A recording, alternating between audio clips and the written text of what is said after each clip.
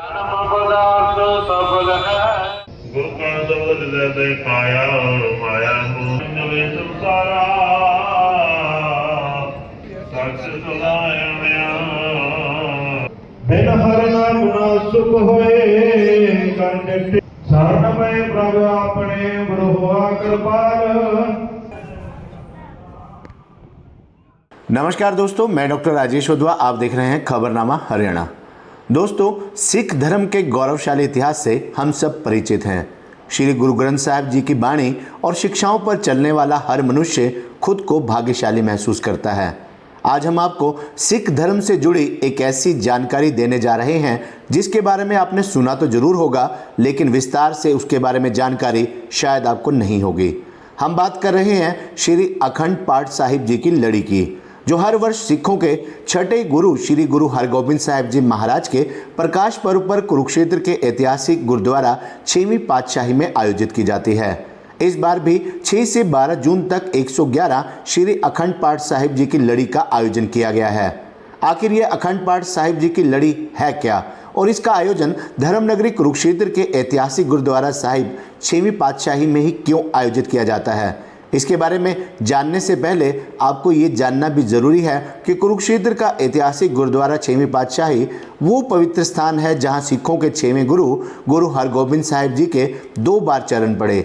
आपकी जानकारी के लिए ये भी बता दें कि कुरुक्षेत्र पूरे विश्व में एकमात्र ऐसा धार्मिक स्थान है जहां सिखों के 10 गुरुओं के चरण पड़ने की चर्चा होती है। हालांकि प्रामाणिकता 8 गुरुओं के आने की मिलती है।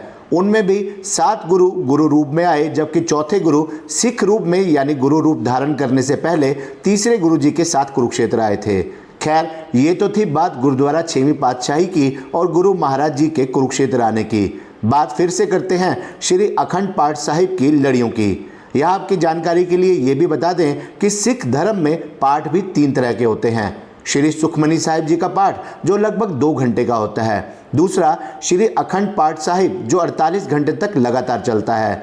तीसरा सहज पाठ जो सहज सहज होते हुए 7 दिन 15 दिन तक भी किया जा सकता है। बात क्योंकि श्री अखंड पाठ साहिब की हो रही है, कुरुक्षेत्र की हो रही है, तो आपको बता दें कि वर्ष 1947 में भारत पाक बंटवारे के दौरान जो सिख परिवार पश्चिमी पाकिस्तान से उजड़ कर आए वो कुरुक्षेत्र में बने कैंप में ठहरे थे। वो अपना सब कुछ गंवाकर यहाँ पहुँचे थे। यहाँ आकर जब उन्हें पता चला कि यहाँ गुरु हरगोबिंद साहिब जी का स्थान है, तब उन्होंने इस स्थान पर नतमस्तक होकर अरदास की थी कि अगर हम अपने पैरों पर खड़े हो गए तो आपके दर से हमेशा जुड़े रहेंगे।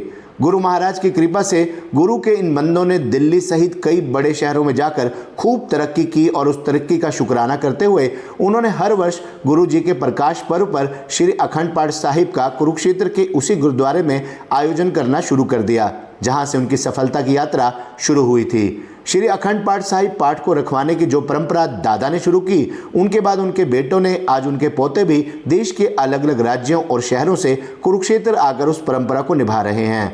ऐसी मान्यता है कि इस गुरु घर से किसी को पुत्रों की दात मिली, किसी को रोगों से मुक्ति की दात, किसी को सफलता की, किसी की हर मनोकामना पूरी हुई।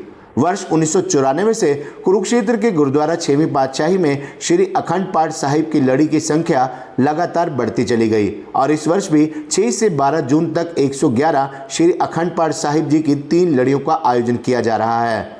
111 श्री अखंड पाठ साहिब जी की पहली लड़ी 6 जून को सुबह आरंभ होकर 8 जून को सुबह भोग के साथ संपन्न हुई। दूसरी लड़ी 8 जून को सुबह आरंभ होकर 10 जून को सुबह भोग के साथ संपन्न हुई है। आज इसी प्रकार तीसरी लड़ी 10 जून को सुबह आरंभ होकर 12 जून को गुरु जी के प्रकाश पर्व के दिन सुबह भोग के साथ संपन्न होगी। आपको बता दें कि इन 111 लड़ी के अलावा गुरु घर के 7 अन्य कमरों में भी संगत द्वारा पहली लड़ी में 9, दूसरी लड़ी में 9 और तीसरी लड़ी में 7 श्री अखंड पाठ साहिब जी का आयोजन किया गया है। यानी कुल 358 श्री गुरु अखंड पाठ साहिब जी का आयोजन किया गया है।